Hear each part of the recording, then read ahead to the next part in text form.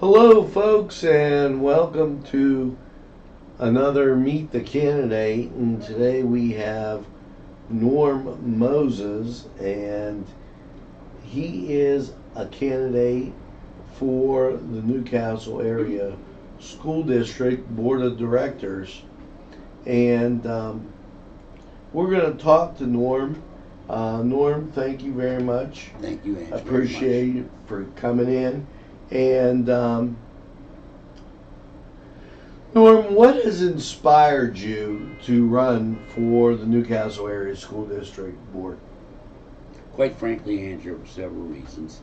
Uh, Number one, I looked at the assessment scores of our school district, the elementary at Washington and the junior and senior high schools. And I was a little disappointed in some of the test scores. Now, I was told, well, we're a depressed area, a lot of poverty in our cities. And basically, I said at the time, well, there's the same thing in Farrell, there's the same thing in Sharon and surrounding school districts. So it's got to be some other problem. I said, we, Newcastle School District, make no mistake about it. We have some of the finest teachers you're going to find anywhere. And I mean that sincerely. And I have the experience of my 5 children from age 54 now down to age 29 who graduated successfully from Newcastle Senior High School. And they had excellent, excellent teachers. I might add, probably from first grade on, almost 95% of their teachers were excellent. I never had a problem going into the district complaining about my child's education or discipline. And oftentimes, coming from some broken homes, you're going to have some discipline problems in the classroom. The second thing I think that bothered me immensely was you had a fund balance of 2.9 million. Just recently, I looked back and 7 or 8 years ago, it was fund balance of 9 million.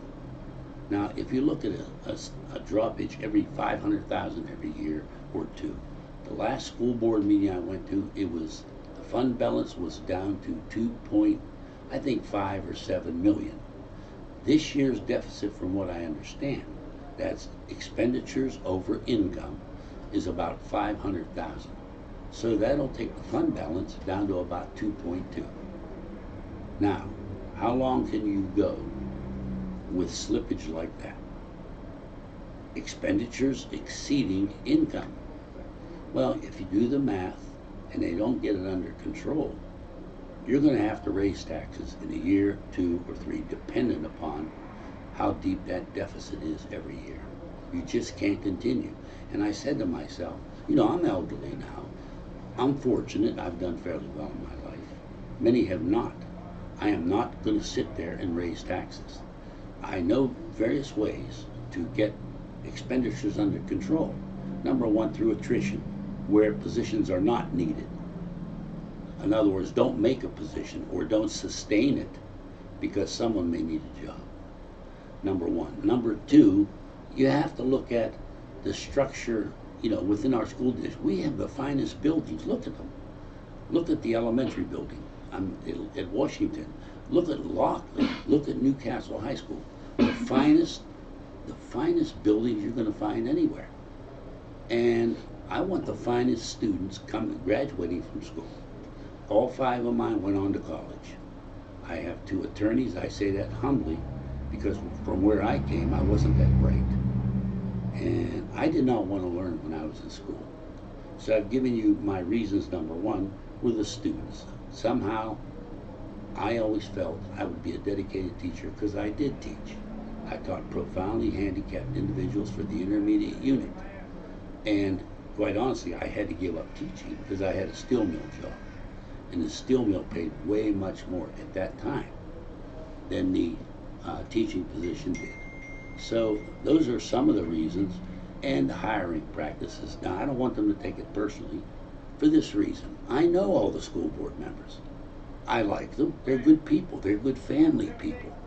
I do not oftentimes agree with how they've arrived at a decision to hire or to do this or to do that. Do I think I may have a better way?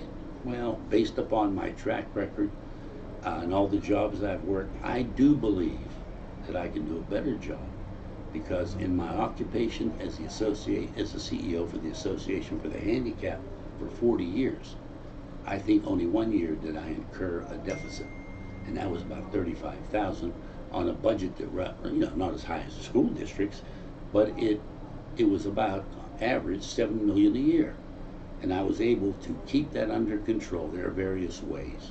Look at transportation. Do you really need going to all kinds of seminars, this, that, and everything else in this day and age, when you have mass media, when you have webinars? So the point is, those are three of the things that I felt, I'm going to take a chance. And quite honestly, Ange, I win either way. If I win, I'm on a school board where you have to have 5 votes to do anything. Mm-hmm. The other is, assume I lose vote-wise. Well, I can still win by going to school board meetings, which no one does. Right. And I can ask questions, and I don't need 5 votes to ask the questions. And I told that to a couple of board members. I says, some of you folks go around saying Norman does not like teachers. Well, let's put that to rest. Some of the finest people I've ever met. I mean, I can go through a litany of teachers who I owe my children's education and success to. And that's just straightforward as can be. And as far as hiring, what I would recommend, and it may not sit well with a lot of people, we have departments of education in our surrounding colleges. Slippery Rock, from where I graduated, Westminster, you can even say Clarion, Westminster, fine schools. When it comes to applications and hiring, why not have a professor from each of the schools we all attended? Our colleges come in, pay them a stipend to look at all the applications, see who's qualified, put them in a certain pile, do the interviewing of the final 11, 10, or 12, and recommend to the school district, here's who we recommend you hire. And by law, the people that hire are the school board members.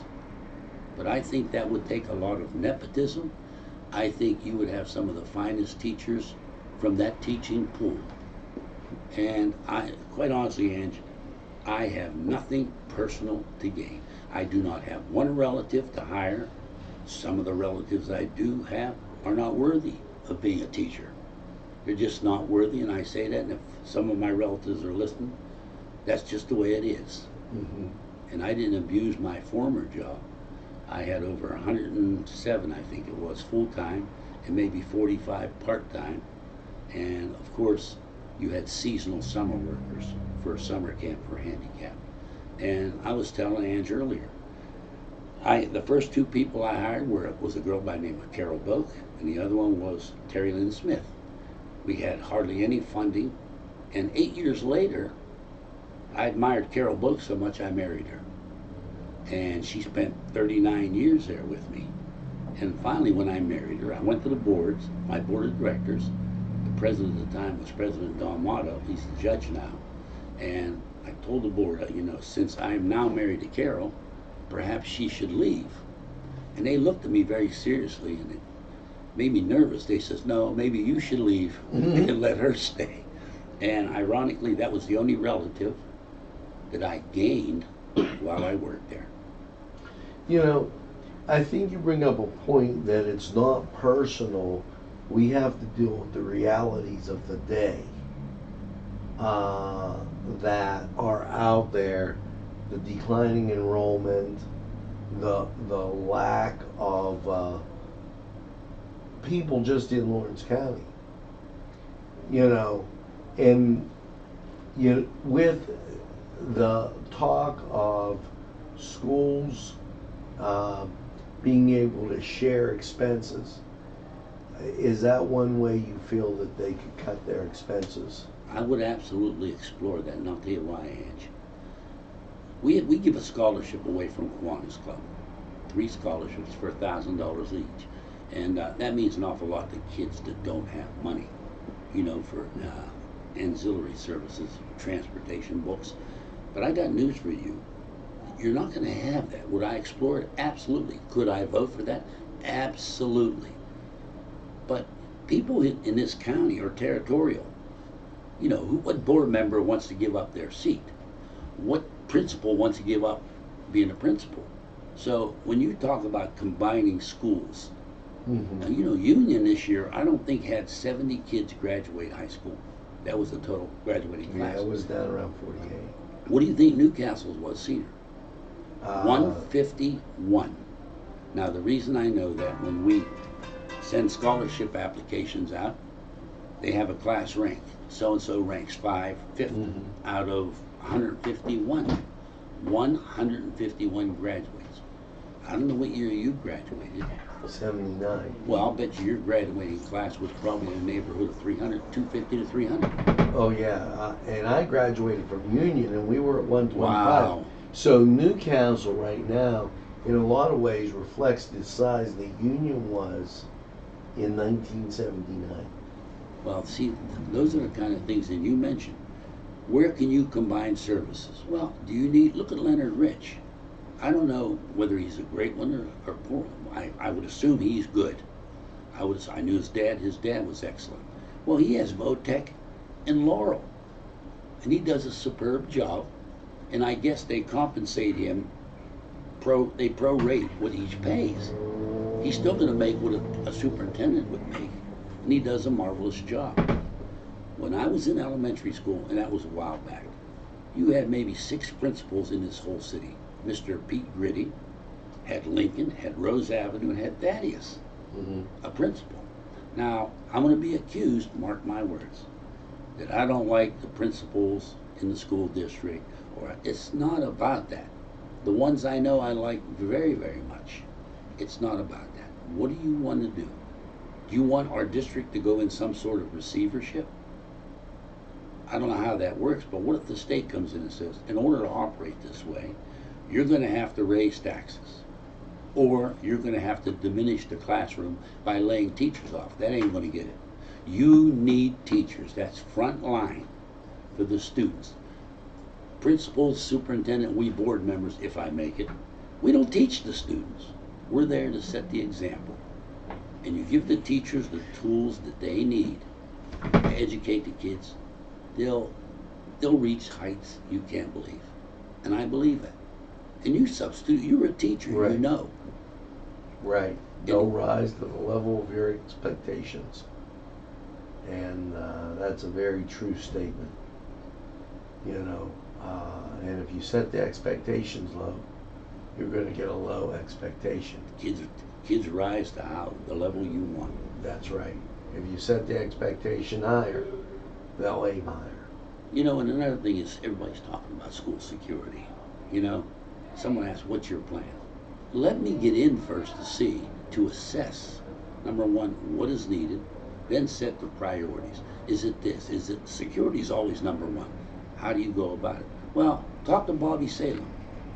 Talk to District Attorney Josh Lamacusa. Assist us. How do we make our schools safe? What is the best way that you folks recommend?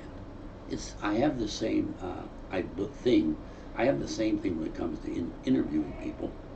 Get someone who's independent outside, who are professionals, to tell us who is the best candidates to be teachers, to teach our kids, your kids and mine. Let's get the police force and law enforcement officials, the studies they have done, what they've experienced, and tell us what is the best way to secure the schools, our neighborhoods, whatever. I'm not a policeman. I would not propose where our fire stations would be. What do I know about that? I do know about hiring. I've done it for all those years. I do know about expenditures versus income. I've done it all my life. And I do know that if you're going to hire a relative, let's assume you're going to hire one, they got to set the example.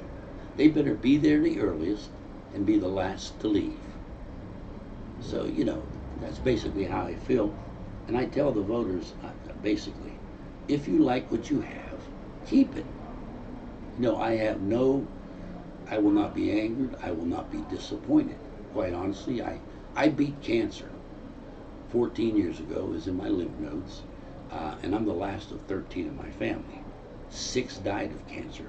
And how I escaped, I don't know. And I was probably the worst one growing up.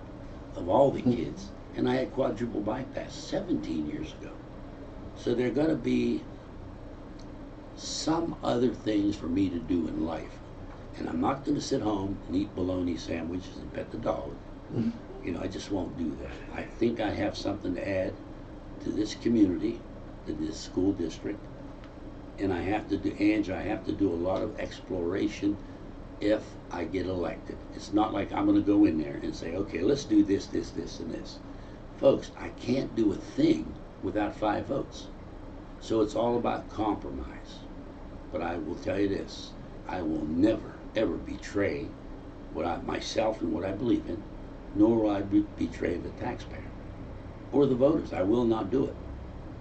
And I don't want anything more, and I say this sincerely, than 1 term.